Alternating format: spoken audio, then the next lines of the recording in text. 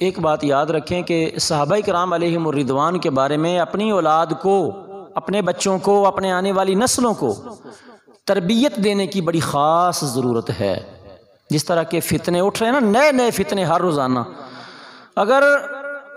امت کی نظروں میں اس امت کا پہلا حصہ یعنی صحابہ کرام وہ مخدوش ہو جائیں، وہ مطعون ہو جائیں اور ان کی ہستیوں پہ اعتراض کیا جائے، تو امت کی بنیاد جب اکھڑ جائے گی تو اسلام کو آپ کافر کے سامنے کبھی بھی فخر سے پیش نہیں کر سکتے ہیں، یہ یاد رکھ لیں۔ کافر آپ پر اعتراض کرے گا کہ جس امت کے پہلے لوگ اس طرح کے تھے وہ اسلام کیسے سچا ہو سکتا ہے، یہ بعد والے کیا چیز ہیں۔ تو اللہ تعالیٰ نے اسلام کے تحفظ کے لیے صحابہ کرام کے کردار کو اللہ نے قرآن میں محفوظ کیا ہے۔ ان کی شخصیات کے اوپر اللہ نے قرآن کی جو آیتیں نازل کی ہیں، ان کے اخلاص کی گواہی، تقوی کی گواہی، ایمان کی گواہی، ان کی رضا الہی کے متلاشی ہونے کی گواہی، یہ ساری آیتیں قرآن مجید کے اندر ہے۔ رضی اللہ عنہم ورضوا عنہ کا مقام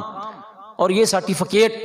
یہ رب نے ان کے لیے جاری کیا ہے۔ اگر ہماری نسلیں، اگر ہماری اولاد صحابہ کرام کے بارے میں غفلت کا شکار ہو گئی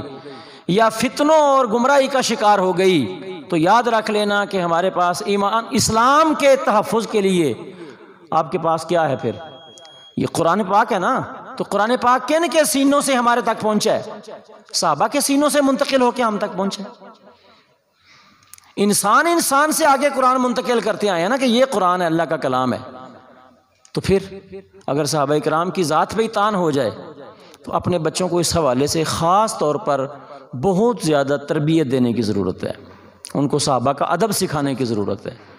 رسول اللہ صلی اللہ علیہ وسلم رحمت کل کائنات ہیں، اخلاق میں سب سے اونچا میرے نبی کا مقام ہے، لیکن جب صحابہ کے بارے میں حضور نے تنبیہ فرمائی تو یہ لفظ فرمایا جامع ترمذی میں ہے، فرمایا اذا رأیتم الذین یسبون اصحابی فقولوا لعنۃ اللہ علی شرکم، جب تم دیکھو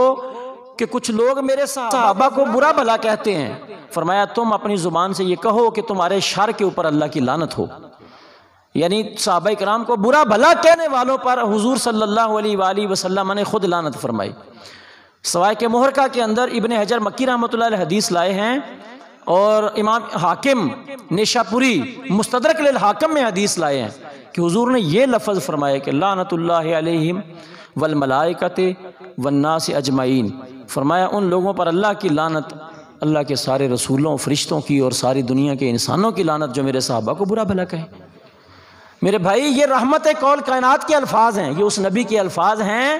جو بولیں تو رب فرماتا ہے میرے محبوب جیسا اخلاق والا کوئی نہیں ہے۔ تو پھر اتنے سخت لفظ حضور نے کیوں بولے؟ اسی لیے بولے نا کہ صحابہ کے مقام کو تحفظ دینے کے لیے حضور نے یہ امت کو تنبیہ فرمائی اور خبردار کیا کہ اس معاملے میں خبردار کسی فتنے کا شکار نہ ہو جانا۔ ان کے بتقاضۂ بشریت ہونے والے مشاجرات اور آپس کے نزاع اور اختلافات کو لے کر ان کے اوپر طعن و تشنیع کے تیر برسانے والا حضور نے فرمایا اللہ کی لعنت کا مستحق ٹھہرتا ہے بندہ۔ تو بیسک چیز ہے ادب، کیا ہے؟ ہاں، جس بندے میں ادب ختم ہو جاتا ہے یوں سمجھیں کہ اس میں ایمان ختم ہو جاتا ہے۔ اور ادب ہر چیز کا، کسی بھی حوالے سے بے ادب ہوا، وہ نبی پاک علیہ السلام کا بے ادب ہوا، وہ قرآن کا بے ادب ہوا، وہ اہل بیت پاک میں سے کسی ہستی کا بے ادب ہوا، وہ صحابہ کرام میں سے کسی ہستی کا بے ادب ہوا، حتیٰ کہ وہ کسی اللہ کے ولی کا بے ادب ہو گیا،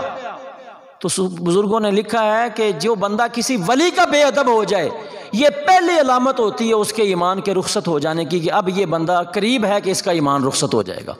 کسی ولی کامل کی بے ادبی کرنے والے کے بارے میں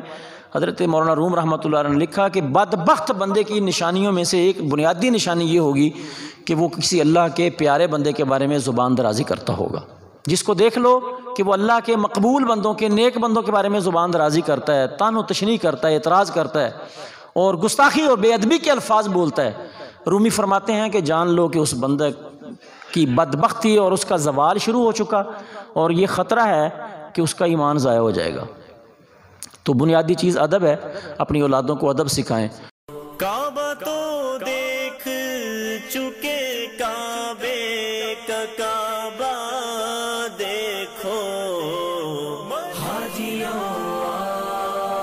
شہید